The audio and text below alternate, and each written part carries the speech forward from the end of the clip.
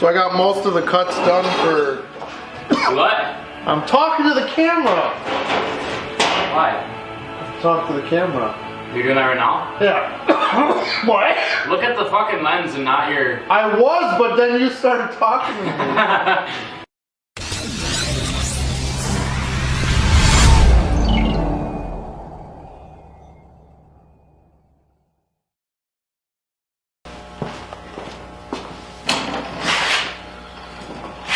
What's cracking, YouTube?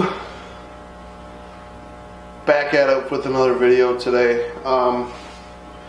Today we are going to be messing with getting this jig for the back half all finished up. I usually spend a lot of time getting the jig ready so that your work will come out that much nicer. The more time you spend on the jig, the easier it's going to be in the long run for you. That's the way I've always looked at it. So I have the truck leveled on the jig right now, just to the back of the cab. So what I want to do is continue that to the last part of the frame where I'm connecting my portion of the frame to. This is already stock floored, so the body mounts and everything for the cab are very well reinforced. No need to mess with that stuff, so I'm just saving as much as I can so we don't have to redo as much, if that makes sense. The reason we have to redo the back half is obviously the wheels are wider. We narrowed the rear end, so the back half is going to be a lot narrower. So I'll kind of bring you in now closer, show you what I mean, what I'm doing, how I'm leveling things up. So here's kind of what we got going. Battery box, obviously, I'm going to keep that. Their old cross member was here. Just played it over it, grind it all nice and smooth. We'll probably mount some kind of bar coming up to hold the air tank, I think on top of the battery box. For now, that's the idea anyways. Cut off the old chassis right here. Obviously I said we're going to have to narrow it, so my plan is we're going to cut this at a 45 this way. We're going to run a new frame rail all the way in past the cab, connect it to this at a 45 coming out like so.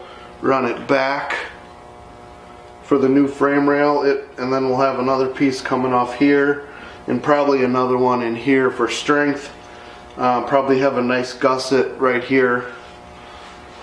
So that's really all I'm thinking as far as connecting this chassis. I want to make it super rigid. He's going to be towing his other truck with this. So right now I'm getting this set in place, just so I make sure when I lay this inside rail it's going to be parallel with this rail.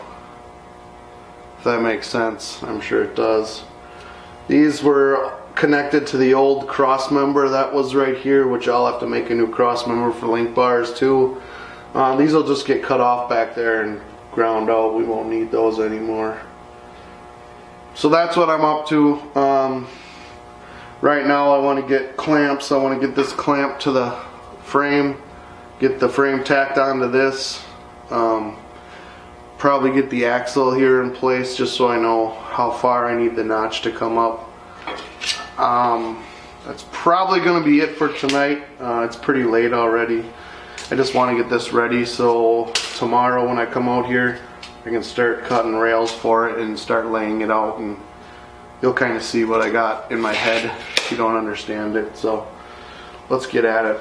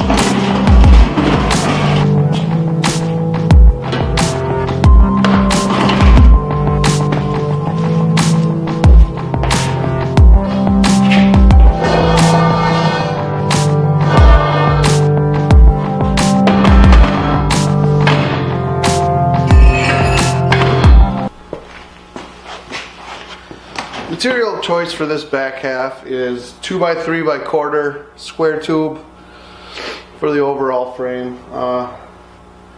You can get away with 3/16 a lot of times, but for this truck, weight doesn't really matter, and I want it to be super rigid for the trailer that he's going to be towing with it.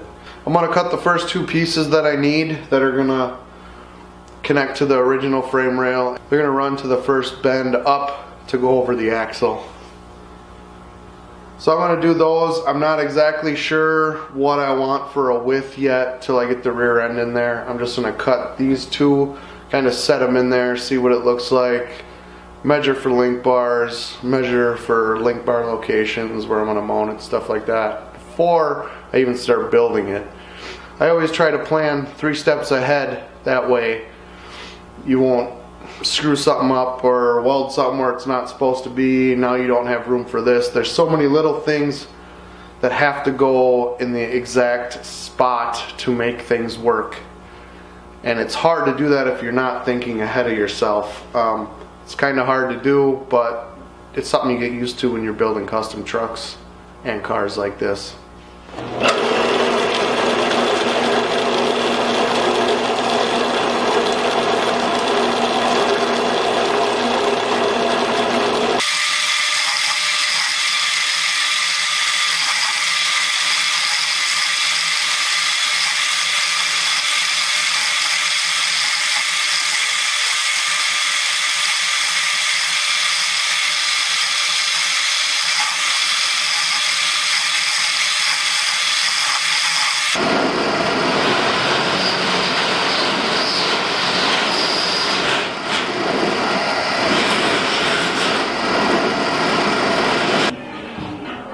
So I got the beginnings of this frame cut out.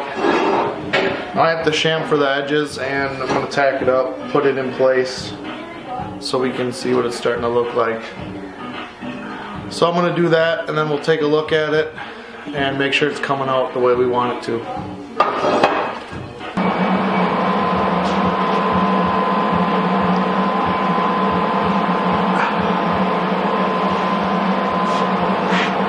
So I got these all ground up.